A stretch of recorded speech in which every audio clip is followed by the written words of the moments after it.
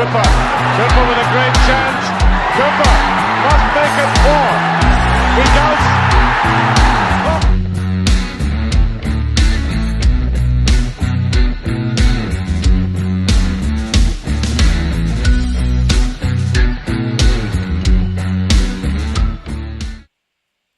The Full-Time Review Show is brought to you and supported by Saltire Energy, the global market leader in specialist drilling equipment rental.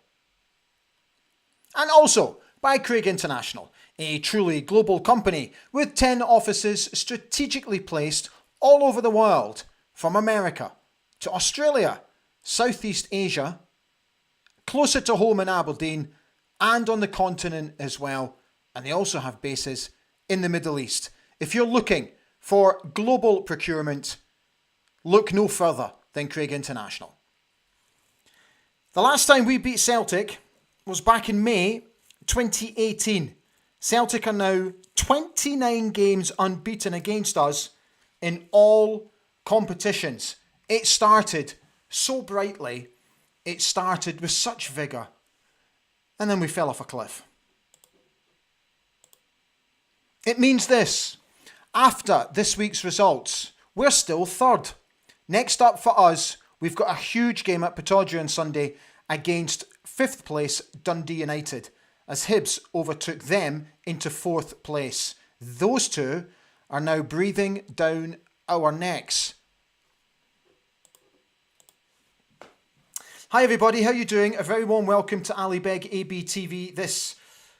What night are we? I don't even know where we are. Thursday night. So I'm sorry I wasn't with you last night. Unfortunately, I had a wee trip to hospital. Just all the health stuff, the ulcerative colitis that I've been battling, So we keep fighting the fight. Thankfully, everything's all fine. And yeah, got home this morning. Everything's absolutely fine. So today, Andrew Budge and I had a really good chat about basically what happened on Tuesday night. So the chat is about 10 minutes long. I'm going to bring that to you in just a moment. What's really interesting is that we've compared the match stats, in particular our defensive stats, from the game back in October where we drew 2-2 and the game on Tuesday night. And what I'm hoping is it's going to make for some really interesting viewing. We've also picked out some examples where we did well, and we've picked out a couple of examples where we didn't do so well, which eventually killed the game as a contest and killed us.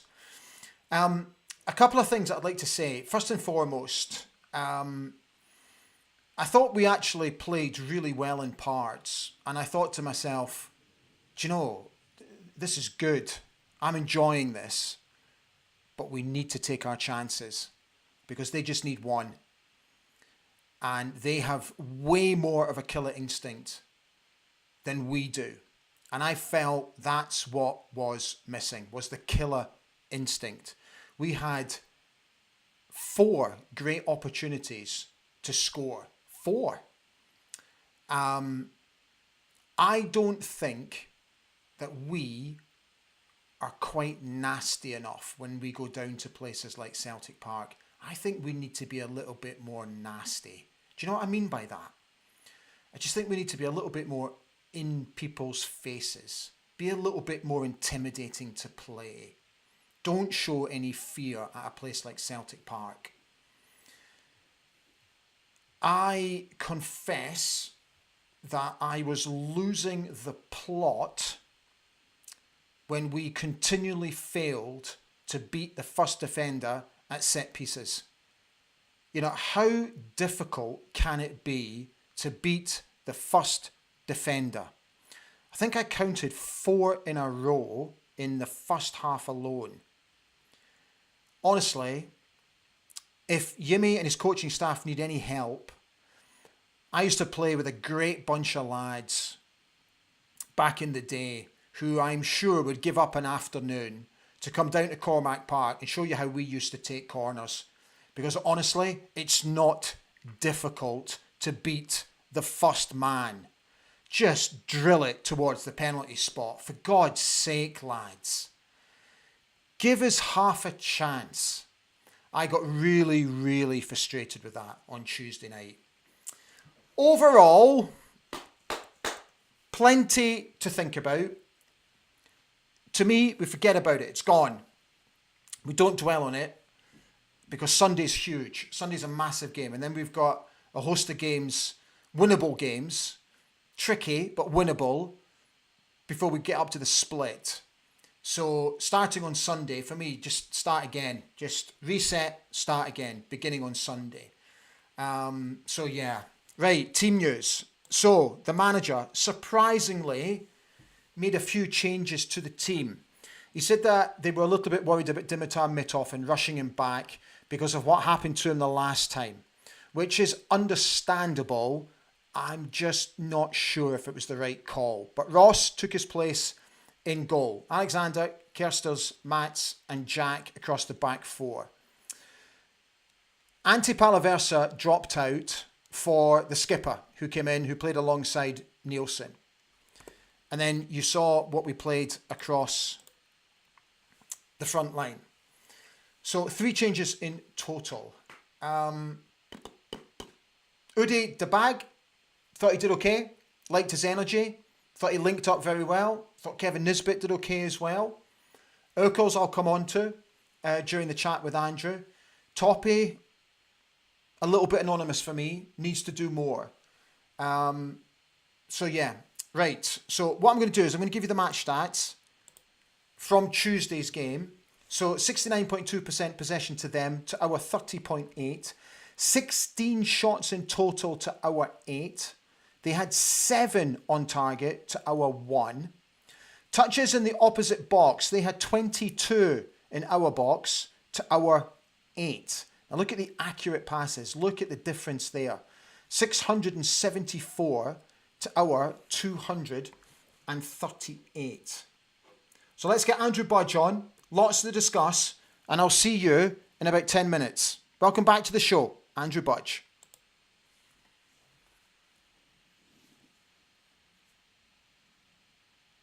Hi fella, it's great to see you as always. Thank you for jumping on, albeit 24 hours late. Sorry about that.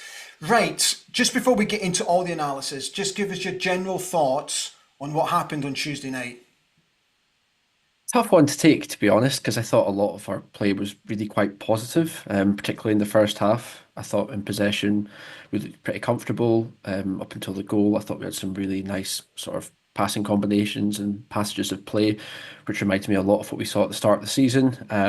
But unfortunately, it boiled down to sort of chance conversion, really. How it so often is, they took their chances and we didn't. So it's a frustrating one, a tale as old as time, really, I feel like. Yeah. But yeah, I think there's a lot of positives to take from it. I think the scoreline flatters them. I think it also flatters to deceive how the pattern of the game actually went. But what's quite interesting is that when we drew 2-2 with them back in October and could have won the game if it wasn't for a VAR decision. And now if you compare the stats from that night to how we played on Tuesday night, there's some quite telling tales here. Talk us through it. Yeah, particularly from a sort of defensive perspective, we could argue putting up a lot better defensive performance than we did on back in October, particularly from a sort of statistical standpoint. Just looking at some of the raw numbers, like we conceded 32 shots when we went back in October versus 16 last night. 7 on target, which was equal in both games. But some of the sort of stats in the box is what really, really surprised me. There were 48 touches in the box for Celtic back in October versus only 22 last night. And then 22 shots in the box in October versus only 9 last night. And although we were guilty of giving away some cheap goals, I thought it's funny how we were really sort of quite widely praised, to be honest, back in October for how we performed. And I think last night was an equally as good performance, if not better, in some areas. So it's just really interesting to see how that can be framed differently just by looking at the stats. But yeah, I think we've got to not get too carried away with the sort of scoreline, because I think it was slightly flattering, and I thought we had a lot of really good passages of play in the first half, which we'll come on to. So yeah, a lot of positives to take from it. Okay, right, well, let's get into it. And the first graphic we're going to look at, or the first passage of play we're going to look at, is our passing movement and how we were able to cope with their press early on. Yeah, so I thought we did this really well, in particular in the first half. We know when you go to Celtic Park, you're going to be pressurised. They've got sort of players like Maeda and Kuhn who are so good at counter pressing. But we had some really good passages of play, and we managed to play through their press really quite effectively at times in the first half. I just love in this example how brave we are on the ball.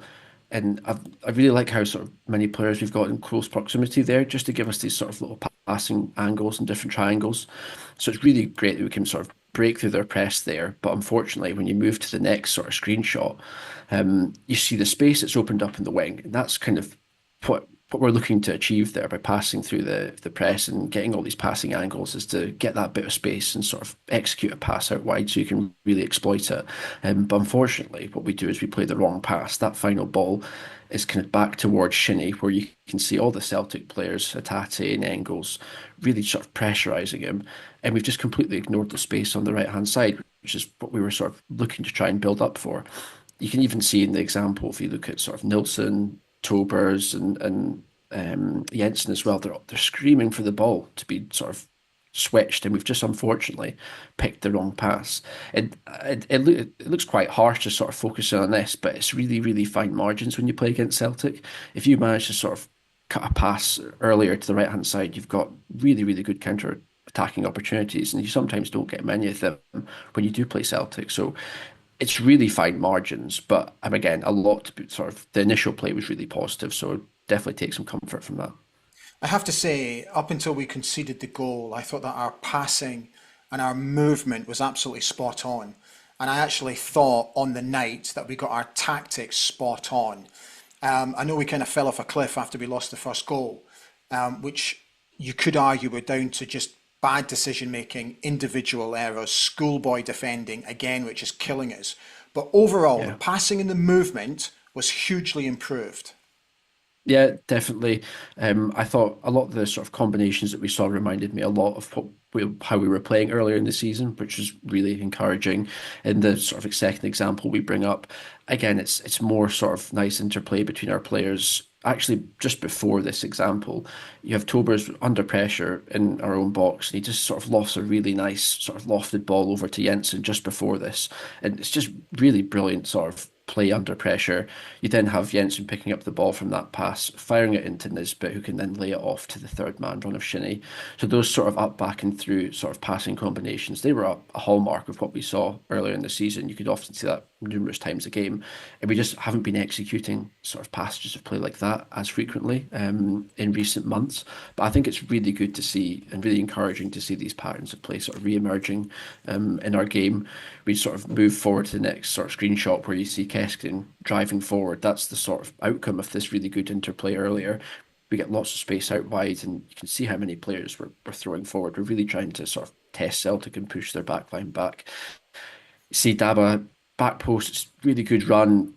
Unfortunately, Keskin just can't execute the cross, and it's intercepted. But I mean, there's a really good opportunity there. It might be a sort of quite difficult cross to execute, but again, I'm just really encouraged that we managed to create so many opportunities and sort of good passing opportunities on Tuesday. So yeah, definitely want to be positive about. Okay. For the second goal, which I think killed the game as a contest, my biggest fear when I saw the team news ahead of kickoff was I felt that we were carrying an age in midfield. So two 30 plus players. And we know Celtic are going to press. We know Celtic are going to counter. And my biggest fear was, do we have the energy and the legs to be able to cope with it? Where I was also concerned was giving the ball away cheaply. And we spoke about it in the preview show. Don't give the ball away cheaply, particularly in dangerous areas where we know Celtic can counter. My God, Urkel's giving the ball away in that area, for me, absolutely killed us. And unfortunately, you know, Shinza's fairly decently placed, but he's just not got the energy or the legs to get back. And we got punished. Yeah, And for me, it yeah, killed the game as a contest. it really did. I completely agree with what you said there. Yemi mentioned it as well. You need to almost know where you can lose the ball, and where Ockel's lost possession there was just those central areas of the pitch. It's just asking for a counter attack, and we know how effective our Celtic are in the break. So if he's a bit wider there and loses the ball, you're maybe in a bit safer position, but just losing it there, there's just that ball straight through to Jota. I completely agree with you. I think Shinnie is actually quite well positioned. Sort of in the first instance, he's a little bit slow to react to that pass, and he just, as you said, hasn't got the legs. That it's hard to criticise him because I mean it is the manager's decision to play both of them in central midfield.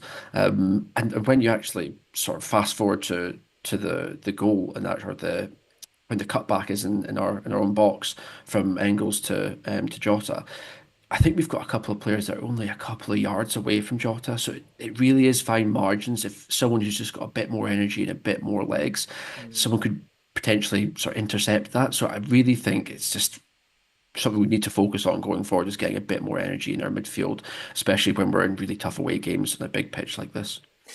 Let's just confine this game to the vaults. Let's put it to one side. Let's keep the positivity going because we're still in third after the results in midweek. Now we face a huge game against Dundee United, who between themselves and Hibs are absolutely breathing down our necks.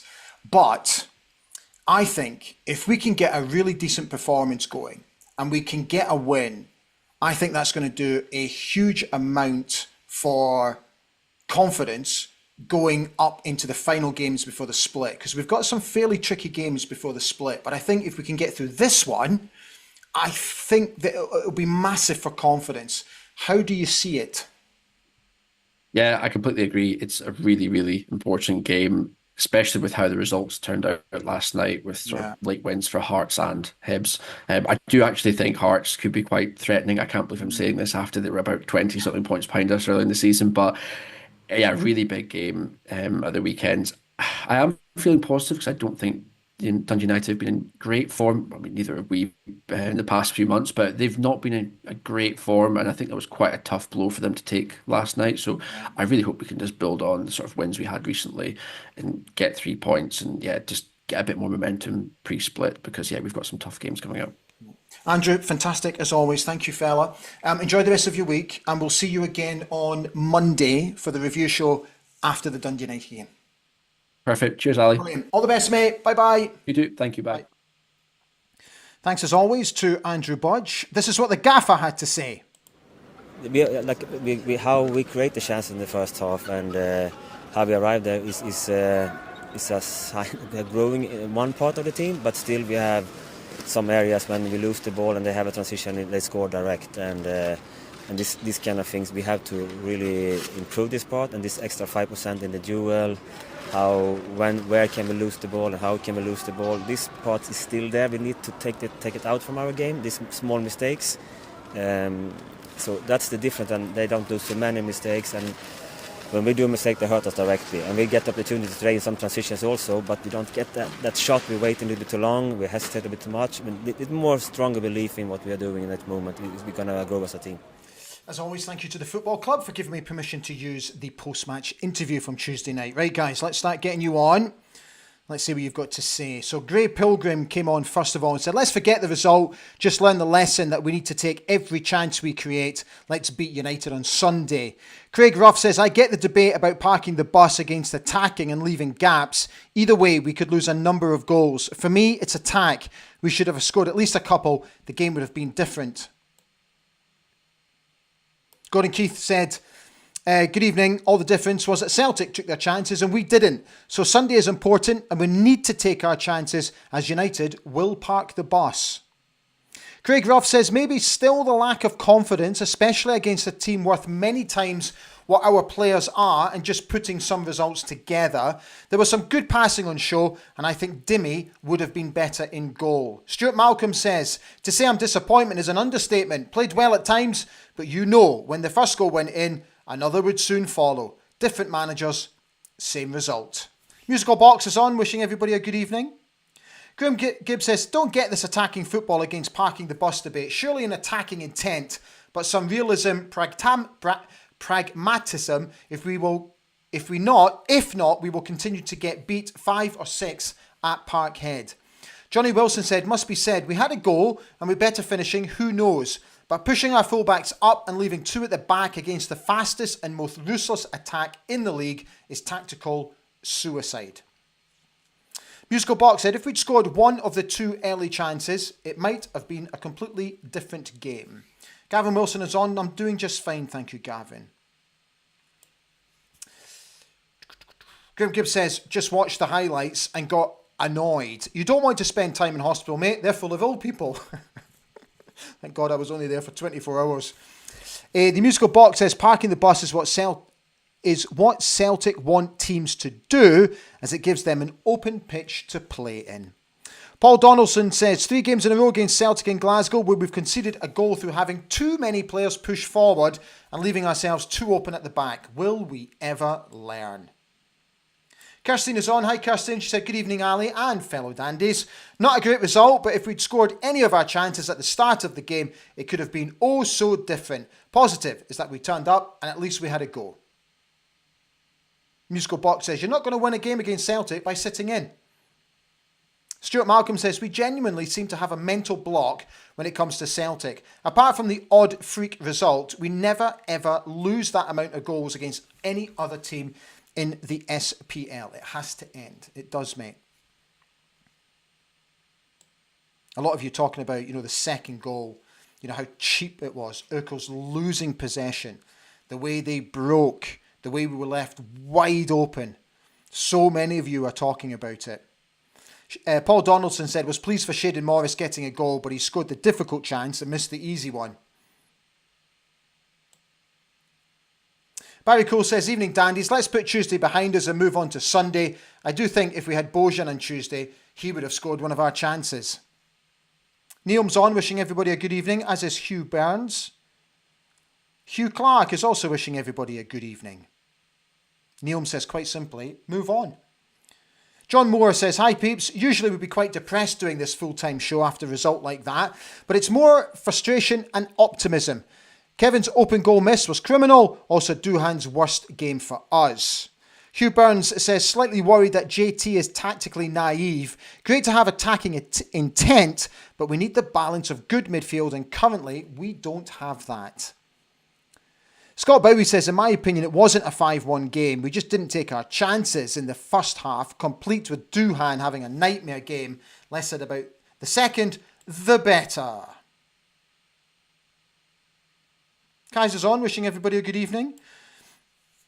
Sheep on Fire says, punished for not taking our chances, yet they pretty much took all of theirs. That was a poor Celtic showing too. If we'd been clinical, it could have been different.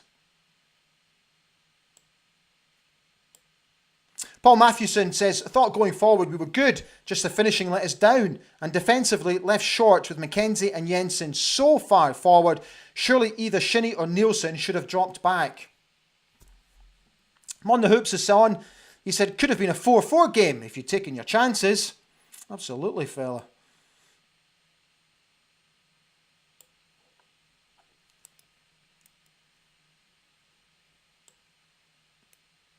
Dave B says, good evening, dandies. I thought it was really encouraging on Tuesday, as GTA sees we need to take our chances. Also, we need to learn.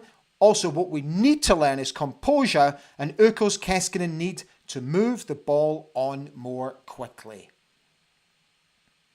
Doug Smith says, quite simply, goals change games. We didn't take ours, they took theirs. Quality strikers make a huge difference. Roll on Sunday. John Moore just reiterating my point about, our set pieces. We haven't got anyone decent to put in a corner or free kick alley. Even Clarkson is poor most of the time. Kaiser says, see Nielsen trying to run back for their first goal, even beaten past him. Sequentia says, we go down there feeling inferior. That needs to change. Of course they have better players, but with the right mindset and setting higher standards for themselves, we could compete so much more. Completely agree, mate. Kaiser says, when you play at Parkhead, you've got to have plenty of energy in midfield. We have none.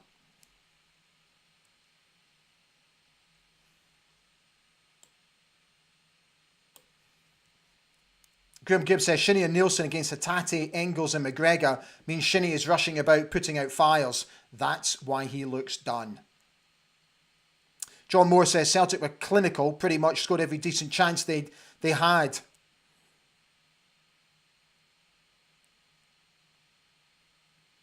Scott Bowie says, McKenzie and Ukos were hopeless in the first half. Looked like they'd never met each other. Angela Hamilton's on. How are we doing, Ange? She says, evening, everyone. First of all, my son is banned from predicting our scores again. We had chances, but we never took them.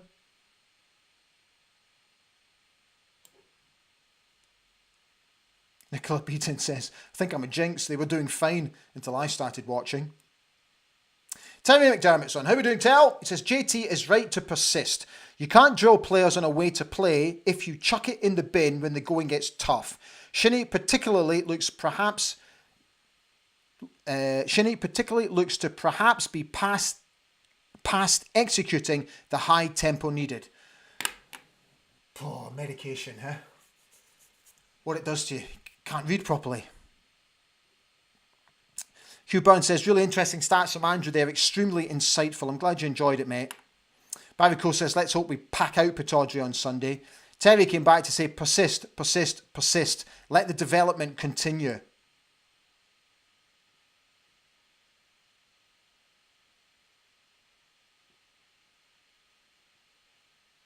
Oh, Kaiser. So, he's putting his tin hat on and he says, I'm seriously losing confidence in Tallinn. It's the same blooters all the time and we're not learning from it. I'm not a manager, but it's obvious to me what the problems are. Terry McDermott says, I don't think Uckel's merits a contract on what we're seeing. He's been positive, but largely ineffective.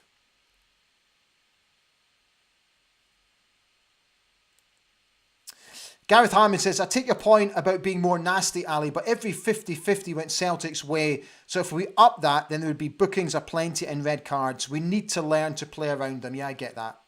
It's a good point, Gareth.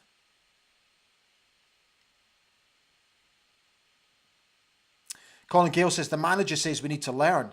But are we? Hayden Ritchie says, for me, the Celtic game was a free hit. Didn't expect much. United game, on the other hand, that is massive. I'm expecting plenty. A big home crowd as well, please. Dave B says, I'm not buying this narrative that Shinnie and Nielsen shouldn't play together. No one says Celtic's midfield lacks legs. I didn't see their midfield running us down when we broke. It was their defence.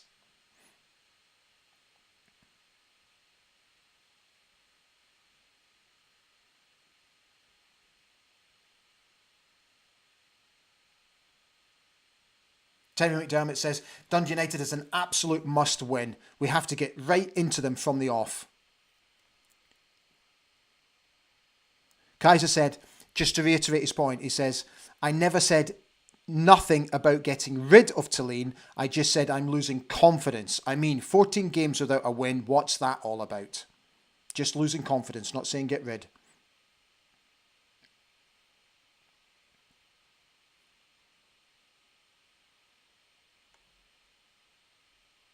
Raymond Steele says, how many more open goals is Nisbet going to miss? He's just not good enough. Send him back to Millwall. Lorraine Baxter's here. She says, evening all. Miofsky has gone. Yes, he may well have scored one of the chances, but the same token, McLeish Miller might have prevented the Celtic goals. We move forward. Kaiser says, in my opinion, Palaversa is our best midfield player, so naturally Tallinn leaves him out for a trip to Parkhead. It makes no sense. I must admit, that baffled me completely. Colin Gale says, roll on Dante coming back. The midfield needs a boost.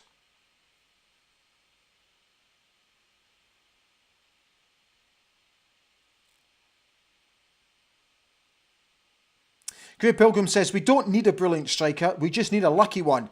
Jota's goal was a total miss-hit. We could do with that.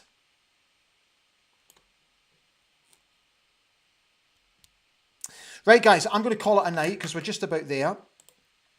So, as the game is on Sunday, I'm going to come back on Saturday night for the preview show ahead of the Dundee United game. So we'll be on air, usual time, 19:03. So enjoy what's left of the rest of your week. I agree with so many of your comments here about we just move on, we move forward, and we just start again and reset against Dundee United, because that's now a huge, huge game, considering where they are in the league alongside Hibs as well. And it's the Edinburgh Derby at the weekend as well. So something could give there, because Hearts all of a sudden have come out of nowhere. So I'll see you Saturday. Take good care of yourselves. Thanks so much for being on. Don't forget to subscribe. Don't forget to like as well. Stand free. Bye for now.